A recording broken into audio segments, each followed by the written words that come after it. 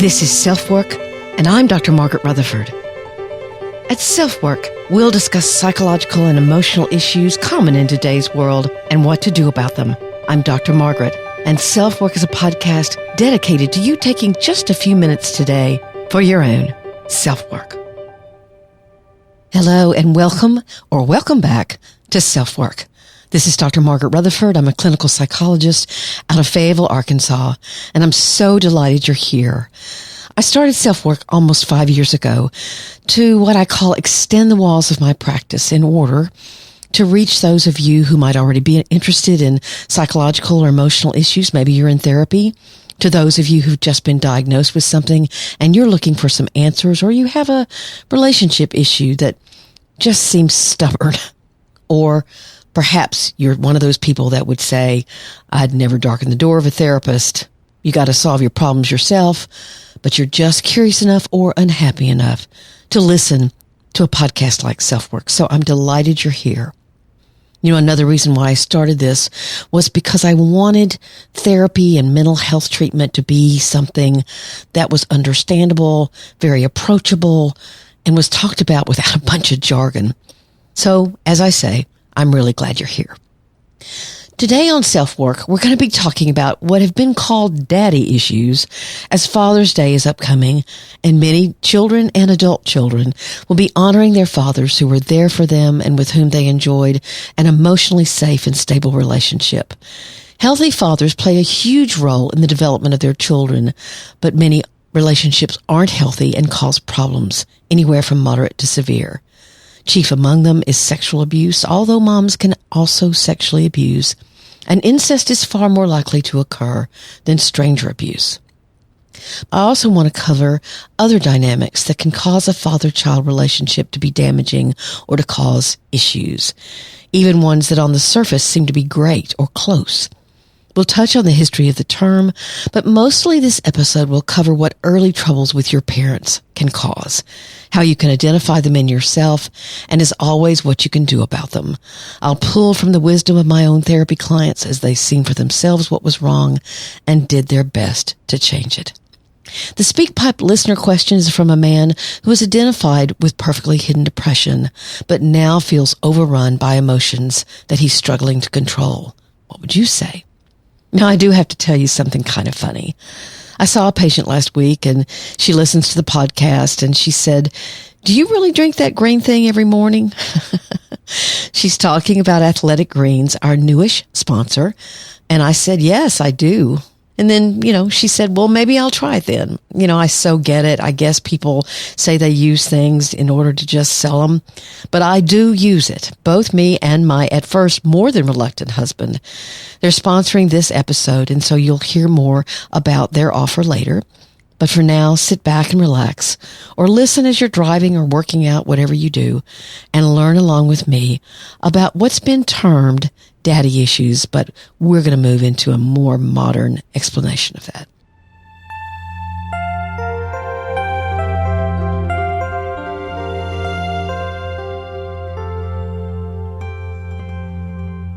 Sigmund Freud, considered the father of modern psychotherapy and psychoanalysis, first talked about the importance of fathers when he theorized about what's called the Oedipus, or Oedipal complex.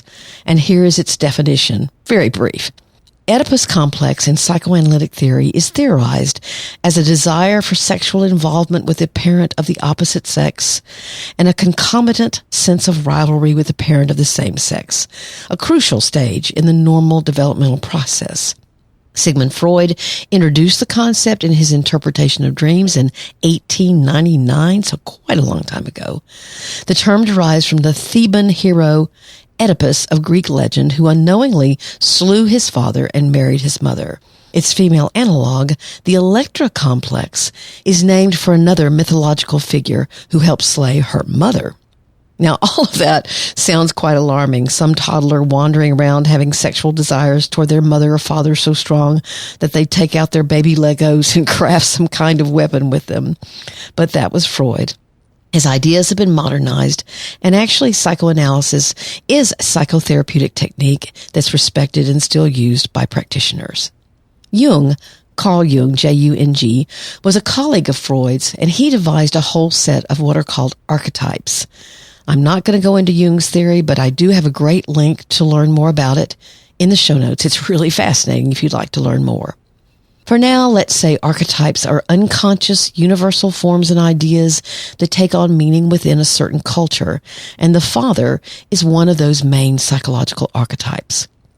Think of the continuing battle in Star Wars between the light side and the dark side. Come over to the dark side, Luke.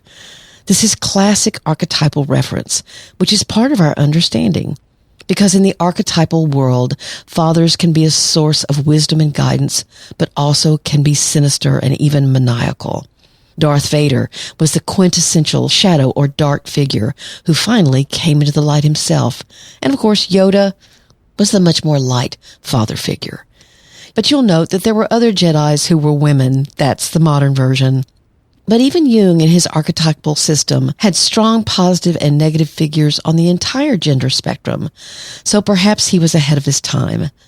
But okay, so how today are daddy issues actually defined? One article pointed out, daddy issues aren't about the now grown-up child's problems.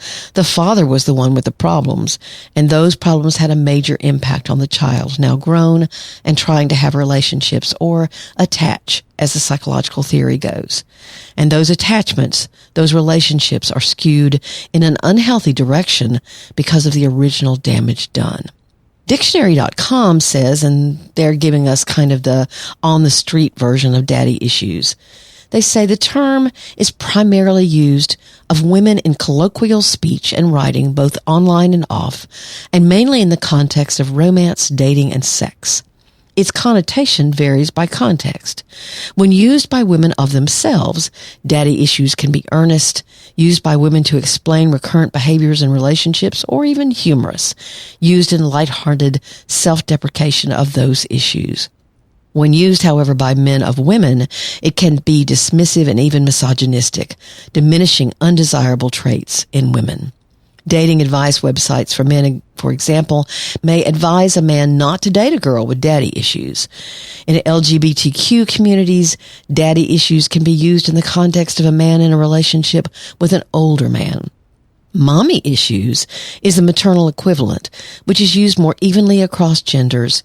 It still carries the negative connotation of daddy issues, and it's used to describe emotionally unavailable men. Its sexual implications, however, are far less pronounced. Given the negative connotation of daddy issues, psychologists generally label relationship challenges with fathers as a father complex, among other terms. But let's get down to brass tacks. What are the signs that you might have these daddy issues or a father complex? Let's hear from Athletic Greens first, and then we'll dive into exactly what they look like and, as always, what you can do about them. I'll use people's stories from my own practice to illustrate what they can look like.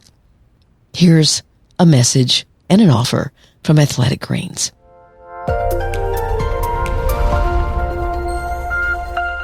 Athletic Greens came on board SelfWork now a few months ago with an offer for SelfWork listeners to try their product. And because of being a SelfWork listener, you'd receive bonus products as a gift with a subscription. I don't really know how many of you have tried it, but quite a few I can tell. And I'd love to hear from you about how you're feeling. Please email me at askdrmargaret@drmargaretrutherford.com because I'd love to share your experience here on SelfWork. So some of you are saying, what is Athletic Greens? It's a life-changing nutritional habit. Their daily all-in-one superfood power is your nutritional essential. It's by far the easiest and most delicious nutritional habit that you can add to your daily routine today and empower yourself toward better habits. And it's a lot more pleasant than eating celery, I promise you. I've never liked powdered things, but this one isn't too sweet, but also not too grainy, and I look forward to it in the morning. You're actually just getting optimal nutrition on a daily basis, and you don't have to take multiple supplements, just one thing. I take a scoop a day and know that I'm getting 75 vitamins, minerals, whole food source ingredients, including a multivitamin, multi-mineral, probiotic, green superfood, and more. In fact, I just had my annual OBGYN appointment, and his last words to me were, make sure you're getting enough D3 And the supplement you receive as the SelfWork bonus with the subscription contains both D3 and K2. So I smiled and said, "Oh, I got that." I hope you'll try it. Both my husband and I love it and have kept it up now for several months because it's making a difference. So here's the link, athleticgreens.com/selfwork. That's, of course, https://athleticgreens.com/selfwork. And I'll have that link for you in the show notes.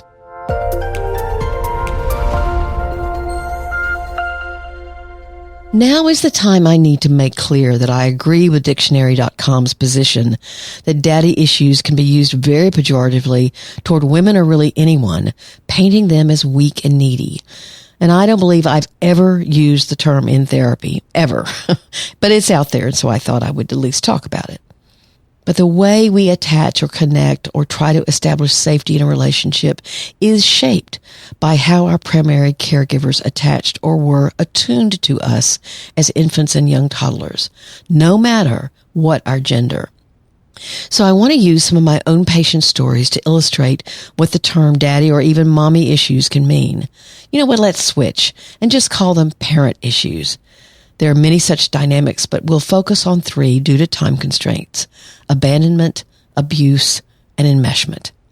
There are many more: the alcoholic or addicted parent, the critical parent, the mentally unstable parent. And I'll have links to some of the episodes where I've already discussed these dynamics, such as borderline parents, in the show notes if you're interested. Actually, some of the episodes on borderline parents are some of the most listened to I have in the whole lineup. But going on, let's talk about abandonment and about emotionally unavailable parents. How many painful stories through the years have I heard now about children waiting for one parent to show up? "I'll pick you up and we'll spend time together." And the parent never shows up. "I just knew he'd come this time. She told me she had made such fun plans for us." And whether it's because of an addiction or remaining emotional battles with the other parent or irresponsibility or immaturity, whatever the cause, the child is left bereft. And of course, blames themselves. If I'd been a better X or Y, smarter or cuter, somehow they believe it's their fault. And you know what? It doesn't take any letters after anyone's name to see and understand the damage this causes. Let's not forget what this dynamic also does to the parent who is there. You can feel resentment that you're not getting a much-needed break, helplessness that you can't protect your child, sadness that your children are now experiencing maybe what you experienced with your ex, that they never showed up for you either. But this kind of emotional or even physical unavailability isn't always in the context of divorce. A parent cannot be available who's standing right next to you, who's sitting by you every night at dinner, who drives you to school. Either they're wrapped up in their own lives because of self-centeredness, or perhaps there's great worry over money or making ends meet, or they simply don't know how to tune in to you or even any child, or ask about how you're feeling. This is an example of something one of my patients said recently. "My mom was taking us to camp and I was really nervous. Now I know that was normal, but all she could do was tell me that was ridiculous and I should be grateful I was getting to go to camp. I'm going to turn around and go home if you don't stop complaining." Now, I know I wasn't complaining. I was simply scared. But she wasn't available.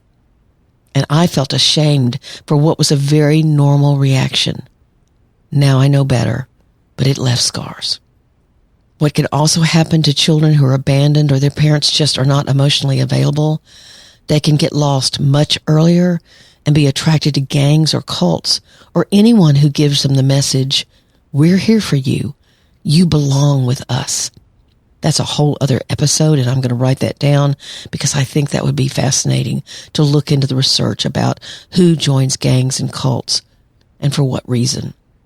Also, later in life, these dynamics, abandonment and emotional unavailability, may influence this child's choice of partner, now the adult. He might choose someone else who's unavailable because no warning bells go off. It's familiar. Or quite the opposite. He may choose someone who at first is all about him. He laps that up like honey on a biscuit, but it ends. and he's once more dealing with feelings of its disappearance being about him. Or let's take my patient Catherine. Her father was never there and had been physically abusive when he was. So she overcorrected and became someone who saved everyone else. She became a way that she thought would protect her from ever being left again.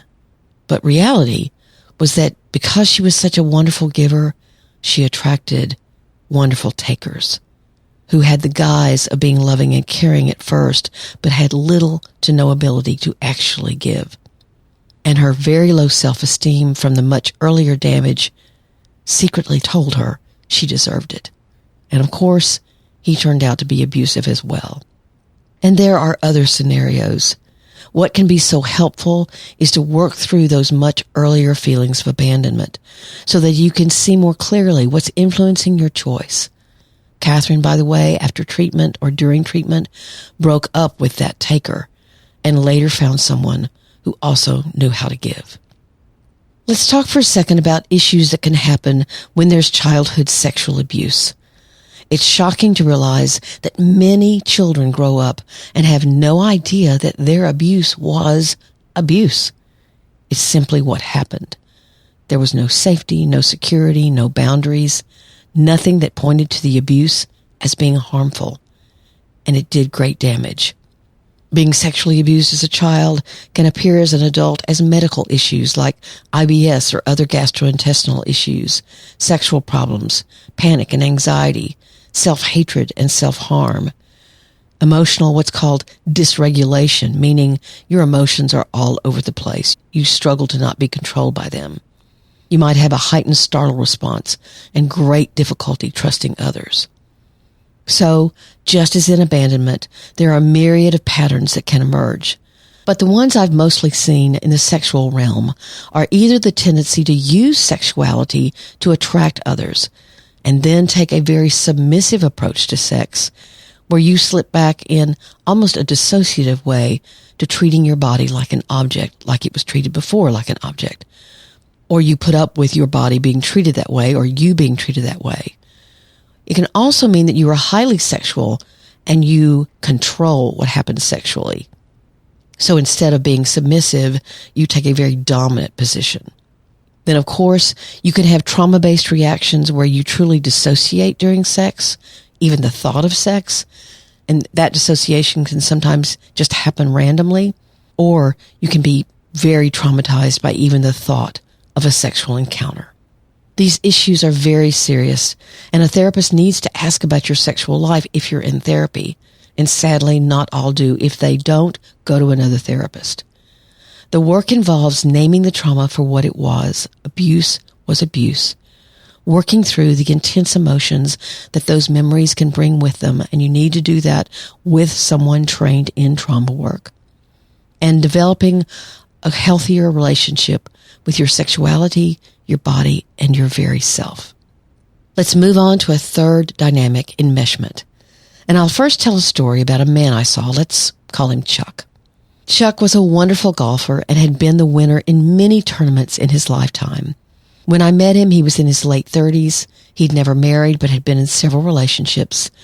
And he was working in a job he disliked, always dreaming of being a professional golf instructor. But he couldn't make the leap, although he had earned all of his certifications. I began to help him see why. It turned out that he and his dad were best friends, quote unquote. But his dad, in Chuck's early years, had also been the one who was his golf coach. And every mistake, every swing that wasn't perfect, was criticized and analyzed. To this day, his dad would say things like, "Chuck's a great guy. I'm so proud of who he's become. But you know, he could have been on the pro tour," and kind of shake his head. Chuck didn't make a decision without asking his dad first, and they ate out together almost every day. He truly loved his dad. His mom had died when he was young, and his dad had been his anchor. One day, when Chuck couldn't seem to figure out why he was so stuck, I said, "Do you realize that you're married to your dad?" He looked at me astonished. But then he looked down and said, "But I owe him that. He's always been there for me." After a couple of months of work, Chuck talked to his dad, and took a job as a golf pro. He left the area, and interestingly enough, with his dad's blessing. I later learned he found a relationship as well, and he finally grew into his own potential. That's what we term enmeshment, and it can look like a great relationship. But there are very few boundaries that are appropriate, and the tentacles of enmeshment can be powerful. And even though Chuck's dad was supportive of him leaving, certainly not all enmeshed parents are. Their need for you overpowers their understanding that you need to be your own person. So as we said at the beginning, these are only a few of the dynamics that can happen when you have parents, mother or father, that are not there for you like they should be. They do not offer you safety. The boundaries aren't clear. Perhaps you've been brought into their world in a sexual way, in an emotional way that's simply not appropriate. And it becomes so much harder for you to be able to see who you need to be and want to be in your own adult life. And if this is you, I hope this episode has been helpful.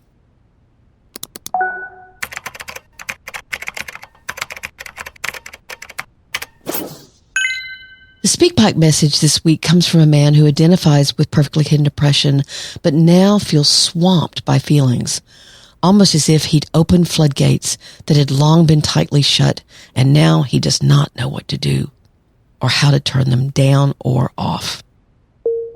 So I recently found your podcast on perfectly hidden depression, and I felt like it suited me pretty well. Always hiding my emotions, and it honestly made me very depressed, and I always felt very lonely, and it actually ruined a relationship of mine. And recently, that has taken a different turn. There was something clicked, and now I can't stop feeling emotion. So my question for you is, how do we get past the transition from perfectly hidden to depression to blatantly open, can't stop feeling emotion depression? Because that's kind of starting to impact me in a negative way where I can't function, can't think straight. And generally I'm just having very negative thoughts, not necessarily in a harmful way, but in a relationship generic way, making it very difficult to get back on track into a method of growth so that way I can move forward and maybe one day salvage the relationship that was lost. So this seems to be his question. How do we get past the transition between perfectly hidden depression and the can't stop feeling emotion depression? And maybe he wants me to help him salvage the relationship that he lost as well. First, I'm not sure if this man is reading the book or not. In it advises people to go very slowly when opening yourself up, and if you get overwhelmed, to ask for help. My guess would be that whatever caused him to develop the adaptation he did to hide his emotions, maybe that was because he was male and learned that men just don't do emotions, at least painful ones, or for some other reason, such as abuse or neglect. But whatever it was, his attachment style may have been more avoidant, meaning he was very careful and very distrustful of relationships. And what he's describing is that when the lid busted off of those emotions, perhaps because of this relationship, he's revealed deep wounds that he's struggling to manage. You know, I respect the hell out of his doing that, but also would point out that he's simultaneously trying to handle the end of a relationship that it sounds like wasn't his choice to end, and then this whole other layer about these emotions that have been waiting for him for years. It also sounds as if there's some kind of regret or guilt that he now sees that not being able to express himself fully in an emotional realm had a lot to do with the failure of that partnership. So I'd advise a couple of things. First, invest a couple of sessions or more with a therapist so you can get perspective on what's happening. It may be that you had no idea the breadth of emotional damage you'd held back, and having that normalized and supported will help you feel less alone and more normal. If you feel at all in danger, then let someone in your family know and get help immediately. If you'll let me know your snail mail address, I'll send you a book if that would be helpful. Just email me with that info and it's yours at askdrmargaret@drmargaretrutherford.com. Until then, I'd suggest that you begin writing down what you're feeling. There's something about writing that helps you move forward and not continue obsessing over the same things, so you gain more of a sense of control. See if you can group your feelings together. I imagine each one is related to the others, and understanding those relationships or memories that are tied into those emotions can help you organize them and not feel so overwhelmed. Like, instead of this flood of emotions coming out at you, if you can see, well, really they're divided into streams, and I just need to understand which streams are which. Another idea is to find a friend that is trusted, that you can talk this out with, as long as that someone allows you to be in those feelings, someone you sense knows how to hold a safe space. Please don't try to handle this all by yourself. That's the problem in the first place. And third, remember, it's by far easier to pull out an old skill and to zip back up as tightly as you can. It sounds like that what's preventing that is the realization of how that habit had something to do with the loss of the relationship. So, if this relationship truly is over, and it may not be, then it's shown you something extremely important, extremely vital for your own well-being. If you want her to know what's going on, I might suggest writing her and thanking her for that, and then telling her you hope she'll give you some time to make changes. Of course, I don't know all the ins and outs of that relationship, so that might not be appropriate, but it does come to mind. Again, I'm so glad you've written, and I reiterate, I will send you a book if you think it would be helpful to you to work on this. Just send me your snail mail address, because that flood needs to be turned into very manageable streams, and it can be. You have to attach your mind to what you're feeling and begin to try to analyze it, not overanalyze it, but begin to let your mind help your heart deal with these memories and emotions that have been there forever. And again, I highly respect the work.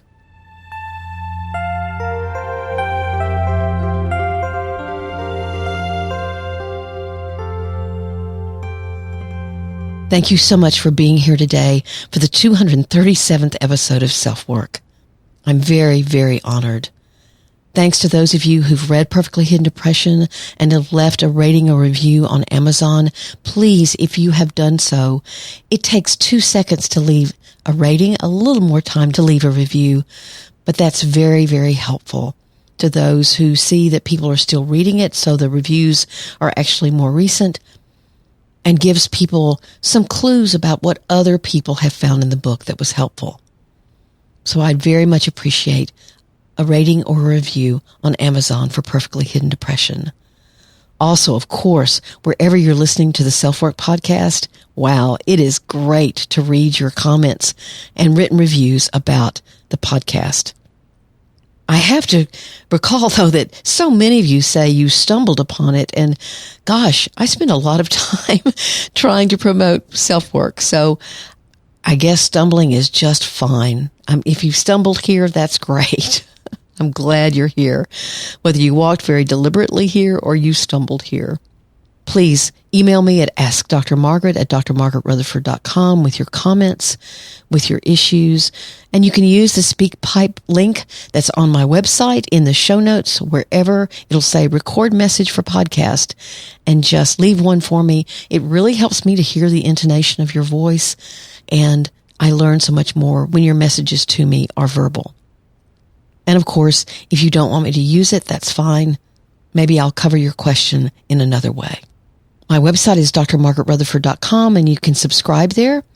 That way you'll get a weekly newsletter that has this podcast as well as a weekly blog post. And it's a really easy way of keeping in touch with me. I'll also have announcements about things I've recorded or done, like the course I did on depression that's at himalaya.com/depression. And their offer is to give you a 2-week free period to try out their product.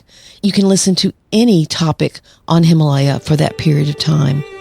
But if you want to hear my presentation on depression, it's called Facing Depression. All you have to do is go to himalaya.com/depression, and there it will be. Thank you again very much for being here. Take very good care. I'm Dr. Margaret, and this has been SelfWork.